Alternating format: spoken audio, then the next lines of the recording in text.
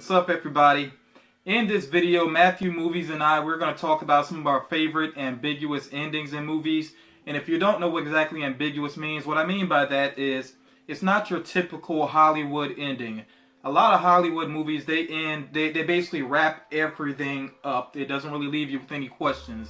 So an ambiguous ending does leave you with some questions afterwards, and it's not like a definitely not always a happy ending. I know a lot of Hollywood movies have these very, and when we use the term Hollywood ending, usually it is a happy ending. So you'll see a lot of movies that end with like a new romance kicking off, or there could be a major life event like a wedding or a funeral, or a baby born, something like that, or the hero saves the day, of course, is a big one. So yeah, those are the very typical endings, and I'm not completely putting those down. But I'm a big fan of ambiguous endings just because, like I said, they leave you with something to think about, which I really appreciate. I like being challenged as a movie viewer. Sometimes in Hollywood they will have these test viewings. They call them test audiences, and a lot of times if you hear about that a movie is going through the test audience process, usually it doesn't have a great, memorable ending. I think the best endings in movies are those that did not go through that process.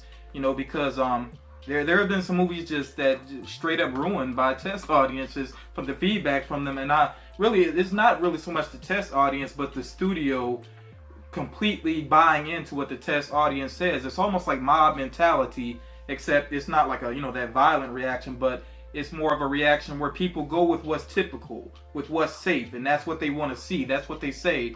And I really hate that a lot of people say that's what they want to see, and then they complain about a movie basically being, too simple or not memorable. But that's the reason why we have to really embrace that some directors and writers, they really want to be creative, and they want to kind of leave things open sometimes. And I think that's just more interesting. It really gives you something to dissect later on. So yeah, Matthew Movies and we're going to go back and forth here talking about some of our favorite ambiguous endings. There will be mild spoilers, but we'll try to keep those to a minimum. Really hope you enjoy the movies here that we discussed, and also definitely want to hear about your favorite ambiguous endings as well. When it comes to a movie with an ambiguous ending that I think is really, really effective, one of the first ones that comes to mind is the Blair Witch Project. For those of you who don't know this movie, it's a bunch of kids. They're like university students. They go into the woods to try to track down the myth of the Blair Witch, and shortly into the movie, you get a description of the manner in which the Blair Witch is said to have killed her victims. And then the movie ends basically with all of a sudden a visual of a representation of what they have had described to them. Now, I'm not going to tell you exactly how that looks or how that plays out, because I don't like giving spoilers, but just like I said, it looks like what you think you might see if what has been described to you were really happening. However, you don't actually see anybody. You don't actually see anybody be hurt or killed. You don't know exactly what's going on. There's noises that imply certain things, and the way the camera moves, it gives you an idea of what could be happening, but you don't know if it's somebody who's trying to just get them off the track. You don't know exactly. I mean, to me, I took it very much in one sense. Personally, I thought that what had happened to them was what they had been looking for that entire time, but it was very easy to draw any other number of other conclusions, and I thought that it was very, very effective, and to this day is, to me, by far the best element of that movie. So the first movie that really comes to my mind when I think about ambiguous endings, other than Inception, and I do feel like Inception was that rare occasion where, and I'm just talking about it just for a second, it's not really my main focus, but I think Inception was a rare occasion where an ambiguous ending was accepted by moviegoers, by a wide audience. But I think the reason it was accepted is because the movie is so much about dreams that allowed it to, that you pretty much had a feeling it was going to end in some sort of dreamy type of way, whether or not, and have you questioning whether or not what you were seeing was reality. So it set that up almost from the beginning. So that's how they were able to pull that off with a wide audience. In the case of the movie Boy A, which is to me a criminally underwatched movie, very underappreciated movie, it stars Andrew Garfield, and I think it's his best performance that I've seen. Now, to be fair, I have not seen his two recent movies, Hacksaw Ridge, and then the movie he did with Martin Scorsese. The title escapes my name right now, but this is pre Social Network. This is pre Amazing Spider-Man. And Andrew Garfield just really knocked it out of the park in this movie. Absolutely amazing. And it's a very understated performance. And the gist of it is that he was involved in a crime, a pretty serious, very violent, just tragic crime when he was younger.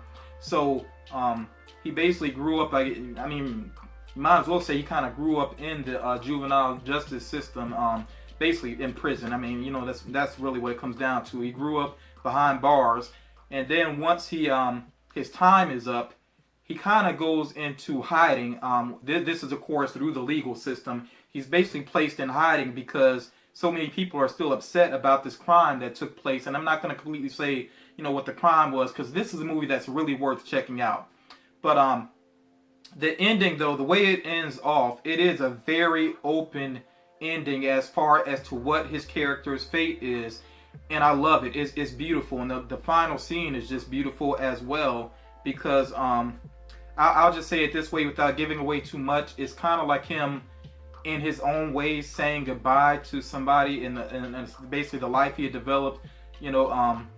But it's just, I can't say enough about it. It's done just so beautifully. And I really like the rest of the cast as well. Just amazing cast. The guy that kind of mentors him along, I guess his caseworker, you would say, is really more than a caseworker. He's really like a father figure. He has a son of his own. That actor did a great job as well, and you really can't completely hate on his son. He does something in the movie that triggers a lot of what happens in the third act, but he's sympathetic at the same time. And then also there's a girlfriend character. I thought she did amazing as well, and she's a part of the one of the important scenes at the end. So yeah, it's definitely worth checking out. Like I said, criminally underwatched. Please check that movie out if you get the chance. I don't know if it's on streaming, but if you can find a copy, definitely worth the time. One movie that I know has a very, very ambiguous ending. It's a movie that I like a great deal, and part of the reason why I like it is because, frankly, every time I watch it, I'm as befuddled as the time I saw it before. And I know there is extensive theories on it and explanations out there, but the movie itself, Donnie Darko, does very little to explain how it ends. It has all of a sudden this series of events that happen at the end of the movie that imply that everything that you've seen aren't necessarily real, but you don't really know what exactly that means. You don't really know how the ending applies to all the other stuff. They really don't do an effective job in any way, shape, or form of explaining all of the more out there things you see in the movie, like where there's the things coming out of people's chests that basically show you what they're about to do. That's not explained at all. But at the same time, you get you have this feeling where you're kind of grasping at straws and trying to put together the information that you have been given, and you can draw conclusions, but you don't know by any stretch of the imagination that based on strictly watching the movie that you are drawing the conclusions that the filmmaker intended. But I think what the filmmaker intended to a large degree was to not allow you to draw any safe conclusions. And yes, there is definitely information out there that was given out by the filmmaker to try to explain things a little bit more and what he had in his head. And I have read and I thought that it was very effective. And if you've seen this movie and you don't know what to think of it, I very much suggest that you go and check them out. But just sitting down watching the movie without any of that other information out there, it is very effective because it gives you this real feeling of like misgivings and confusion that really works, because that's what everybody in the movie was going through all the time.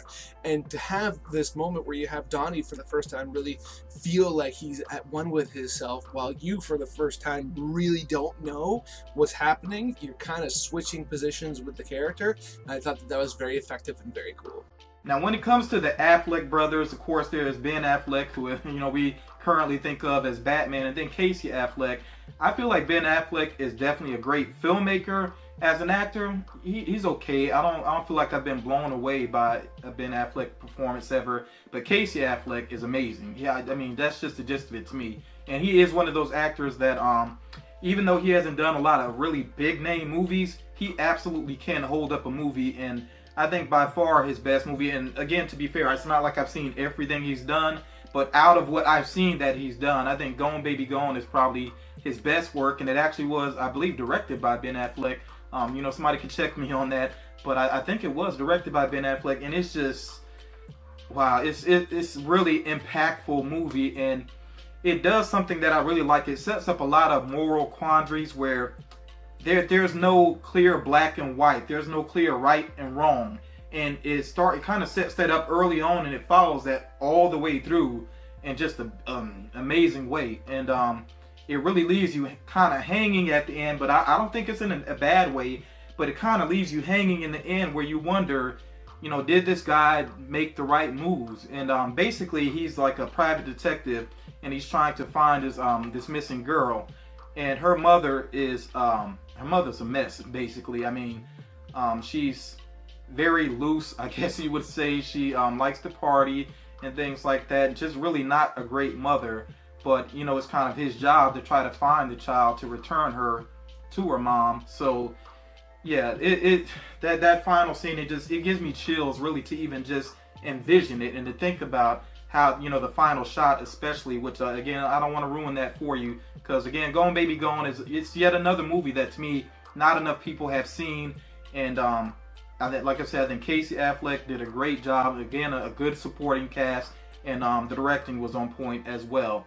And there's, like I said, those moral quandaries that really get you thinking. That's what I appreciate so much about movies like this. The movie American Psycho is a movie that I've always greatly enjoyed. And one of the things I think that is most effective about it is the end. So for those of you who haven't seen this movie, it's about an American Psycho. A guy who goes and he's on a killing spree, and he's very interesting, has very interesting motives, and gives these very long speeches about his drawn out ideas on pop culture and all that kind of thing. And then at the end of the movie, it dawns on you, because of what the information that you're given, what has anything that I've just seen actually taken place? Is it all a massive hallucination or a delusion on his behalf? But on the other hand, at the end of the spectrum, you could very much easily draw the conclusion that what you saw at the end of the movie is the delusion, and kind of him giving himself a get out of jail free card, emotionally speaking, and having it really play on both ends of the spectrum there, I think is very effective, because the character throughout the movie is very vicious, but also very thought-provoking and very considerate and very interesting and charismatic. So throughout the movie, you kind of want to like him, but at the same time, you also hate him, but you respect his ability to be frank, and the way he doesn't put up with people's guff, and the way he really just does whatever he wants. But then at the same time, in other scenes, he kind of buckles under with people that he feels like are above him. So the character has so many dichotomies and so many different moments, and you can draw so many different conclusions, and you never get a feel for who he is as a person. You just get these various facades, and to have the movie end with this feeling that you're not sure that anything that was just represented to you was actually real, and the whole movie itself could have been one of his facades, I think is just really cool. Next movie that I want to talk about, There Will Be Blood, was actually pretty well received. I would say film lovers really received it very well. Obviously, critics ate it up, and I think it actually did perform well box office wise. Also, I want to say that's the case. I have to look that up to be sure. But Daniel Day-Lewis, is just that man is a beast of an actor. He's had so many great roles. I was really hoping he would actually win for Gangs of New York, but that was a pretty tough year as far as the Oscars go. And I know the Oscars are not the end all be all, but I grew up with the Oscars, watching them, so I think that's why it gets stuck in my mind a lot. But regardless of that, There Will Be Blood, he definitely gives a great performance, and it's one of those performances where a lot of it is understated, but then very volatile at times, and especially in the final scene and the way it ends. I mean, his final line is so simple. It's just 2 words, but it sticks with you, and I think that's why people have even parodied it and used it in other places. And as a matter of fact, South Park even used it in one of their episodes at the end. And I just like it because when you really think about his final words, even though, like I said, it's only 2 words, and I'm not going to say them in case you haven't seen the movie, you can check it out. But and that one I think actually is on Netflix, I want to say. I know it was before, maybe it still is. But when you really think about his final two words, I think they have a lot deeper meaning to them. And I'll say it this way: the movie basically ends with, you might as well say, a crime, and it could go one of two ways. I mean, he could go down for that crime, or he could actually work it out, because he is like he's basically I don't know if baron is the right term to use, like an oil baron, but I mean basically he's been very successful in the oil business. So maybe he actually has that amount of wealth where he could find a way to get out of what he has done. Regardless, though, I think the last words that he says still hold true, because of the way that he is. He's just so selfish and so focused on business that he's lost what was really important to him. So regardless, the final thing that he says is true either way. Like I said, it doesn't matter what happens based off of that final scene. Yeah, I mean, it is what it is for him. So I'm really fighting myself back to not to say those final words. Just, if you haven't seen the movie, check it out.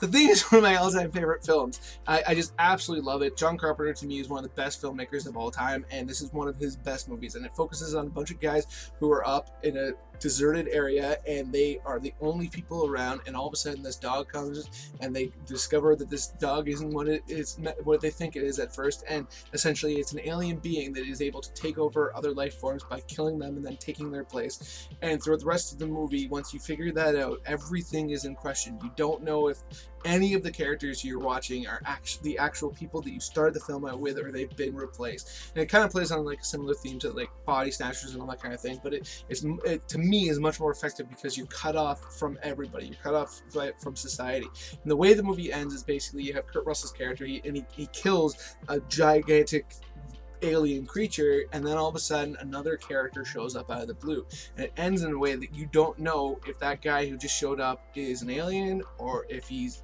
a human. And the movie ends basically with the two of them in a standoff, and you as a character, as an audience member I should say, have no idea if the new character that you were introduced to is legit.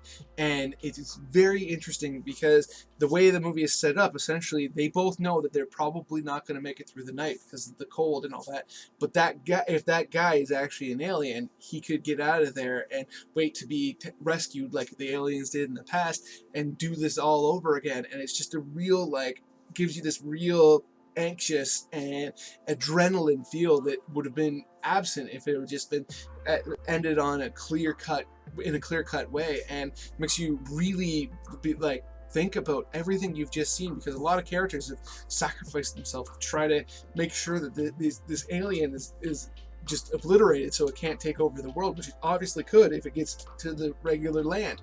So it is really, really effective, really thought-provoking, really scary, and just plain awesome. Requiem for a Dream. If you watch my channel, you've heard me mention this movie several times before. I really love that movie. Jared Leto in it. Excuse me, I'm trying to think of the other actress. I want to say Jennifer Connelly, I think is her name. Marlon Wayans, and then Ellen Burstyn, and those four, they really make up the movie. I mean, there's some supporting characters, but it was very heavily focused on those four, and I like that it's a very balanced movie. You feel like you get enough time with each of those four characters, and the ending also, it focuses again on each of those four characters, and it also kind of leaves you wondering, well, what exactly will happen with them after the camera stop rolling, after the movie ends. And you can kind of speculate what will happen there, but I like that the director didn't try to tell you, and it's directed by Darren Aronofsky, by the way, very talented director. He also directed Black Swan, but he doesn't try to tell you straight up what's going to happen with each of these characters. But I think you get sort of some inklings of where certain characters are going, like Jennifer Connelly's character. Yeah, I think you kind of get an idea of where she's headed. Ellen Burstyn's character, I think, is very much up in the air. Marlon Wayans' character probably has the best shot out of all of them for redemption, despite his circumstances at the end. Jared Leto's character, I don't know, just very tragic. That's all I'll say. It's one of those movies. It's a tough watch. And actually, I've played it for people before, and shared it with people, and they're like, "God, why did you make me watch that?" But I'm like, it's just because yeah, it's a tough watch, but it's also amazing acting, including Marlon Wayans, who, is surprisingly good at drama. He really is underselling his talent, by not doing more drama. As a matter of fact, he has, I think, a series or a movie coming on Netflix. I saw a preview of that. Hated it. Like, it does not look promising at all. I find his comedy to be kind of grating, but dramatically, he is pretty on point in Requiem for a Dream. So, yeah, to me, it's a tough watch, but it's totally worth it, though. And again, it leaves you thinking after the movie ends. The two main actors at the heart of Doubt are Meryl Streep and Philip Seymour Hoffman. And the story of this movie is basically they're in a Catholic school and there is students that are starting to accuse Philip Seymour Hoffman's character of maybe molesting them. And Meryl Streep's character spends the rest of the movie trying to figure out if this is true and how to handle it. And she meets with some of the parents and they're denying anything happened, but you get this feeling that maybe it did. And throughout the whole movie, it's this kind of back and forth of morality and this character played by Philip Seymour Hoffman that on the surface seems like a very loving and caring person, but you're starting to learn these things that make it maybe that is very, very questionable. And then at the end of the movie, nothing is made clear. You do not know if the accusations are true or not. You do not know what's going to happen next. And I get the feeling that everything was probably happening, but you don't know where things are going to go from there, and you don't have anybody definitively saying that he never admits to it.